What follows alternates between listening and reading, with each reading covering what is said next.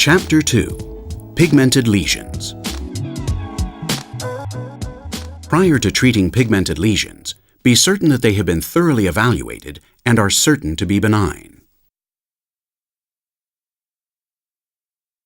Remember to follow the guidelines for initial consultation, skin care, and safety as reviewed earlier in the video. Superficial pigmented lesions can be treated with the GentleMax Pro using the 755 nanometer wavelength, which has a strong affinity for melanin. You can use a variety of spot sizes, depending upon the size of the lesions. You may cover the surrounding tissue in order to protect it, or you may choose to use a painting technique in the case of a large number of lesions in skin types 1 to 3. In this case, we have chosen a spot size of 8 millimeters. Consult the treatment guidelines for the guided user interface for options regarding spot sizes and energies. Pulse the laser and wait 2 to 3 minutes to evaluate the response.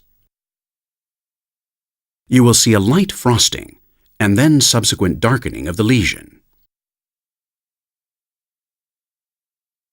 This is the ideal treatment response. It is also acceptable to see only a darkening of the lesion. The response will depend upon the amount of pigment in the lesion.